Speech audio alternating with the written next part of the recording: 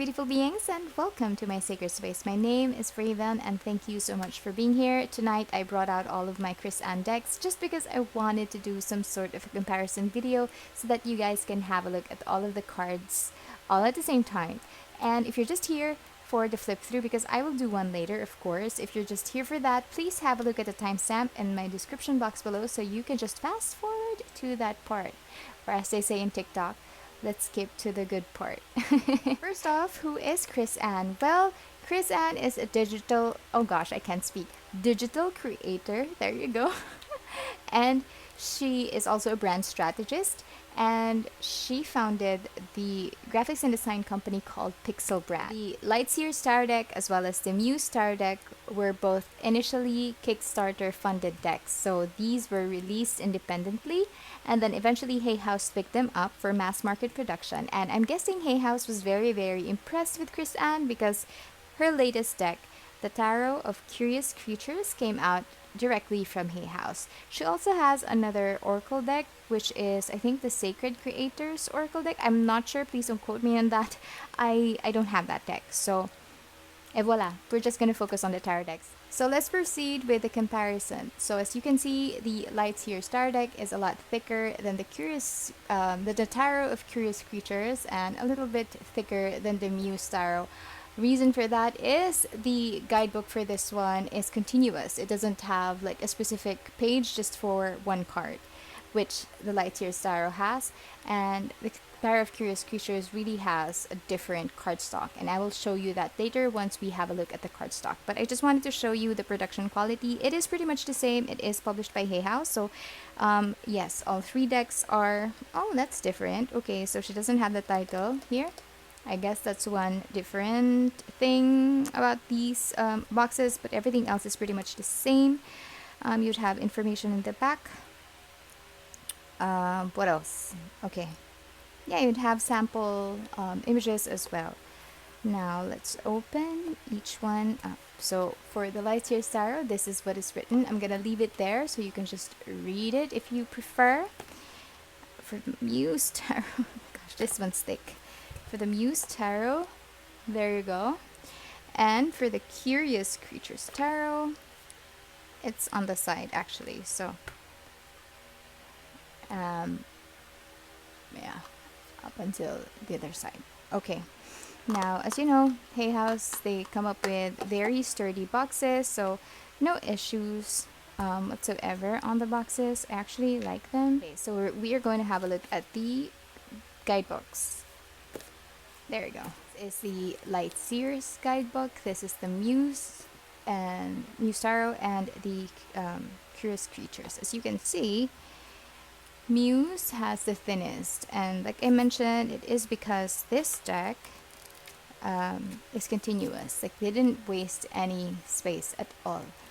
And there are no photos as well, which is, I don't see a problem with that. I mean, it is substantial. You would have a lot of information in it, but you know what, actually I wouldn't really recommend this for beginners just because they changed the suits and it is quite confusing at times.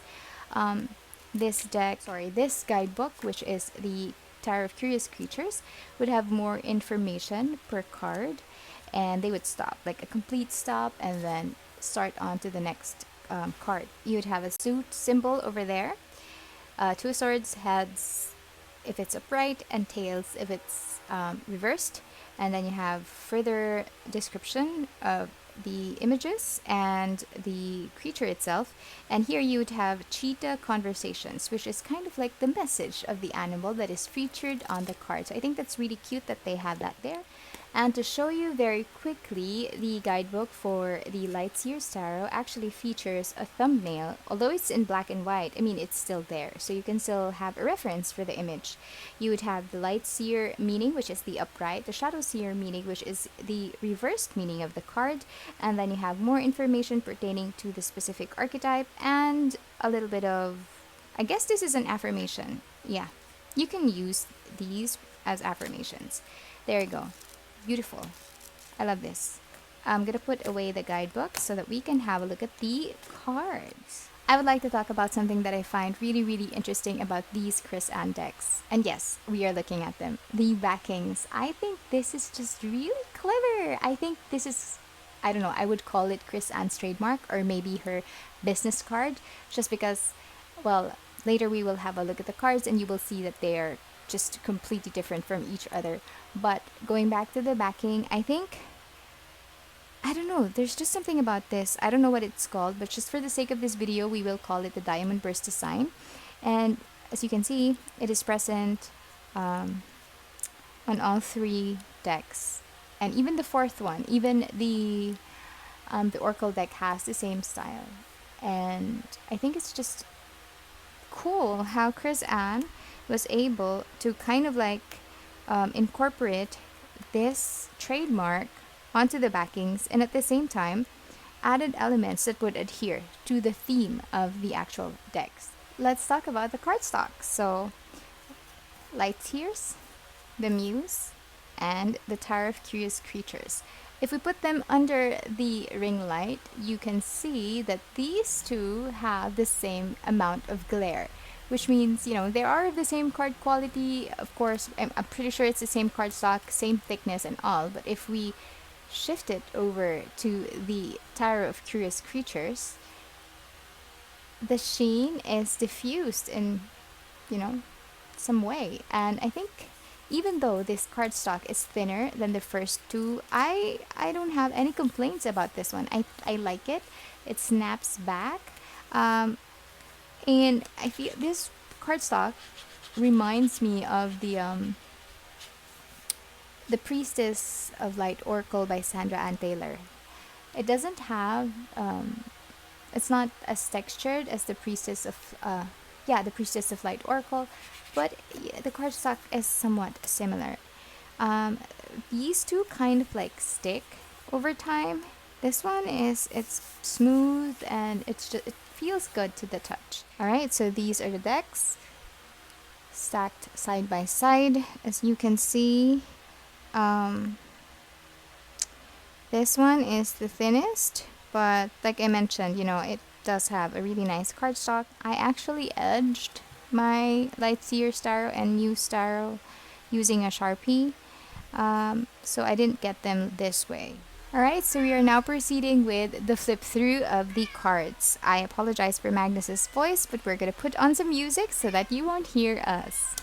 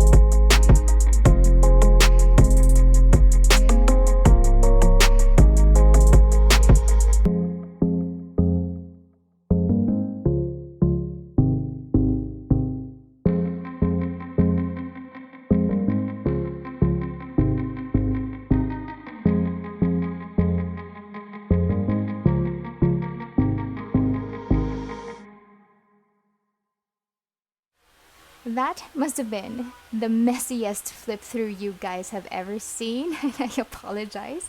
I really tried my best to keep everything aligned, but it was just difficult, and it just, I just decided to go through and finish it. But I hope you were able to admire the art style or the artworks of these three decks and identify at least the differences. As you can see, it's not just the actual art itself, but also the theme. So I guess this would be, I don't know, more of a modern deck. This feels a little bit otherworldly to me. It used a lot of geometric shapes and, galactic elements, like even flowers here. So yes, I'm guessing this deck might have been marketed towards Divine Feminine. This one is just a quirky, fun deck, and I don't know, I love all three of them. This one is the only deck out of three that has borders, and as you can see, it's not aligned. And I was guessing if that's done deliberately, or they weren't just accurate with the cutting, but it seems like it is done that way. It is, after all, like a peculiar deck. So and yes, I didn't finish, but this deck, of course, is like a fun deck which features animals instead of humans. Plus, this one has an additional card, the one that we saw earlier, which is the Fool 2.0. So I didn't actually, well, I edged my decks just because this one features the kind of like tangerine color.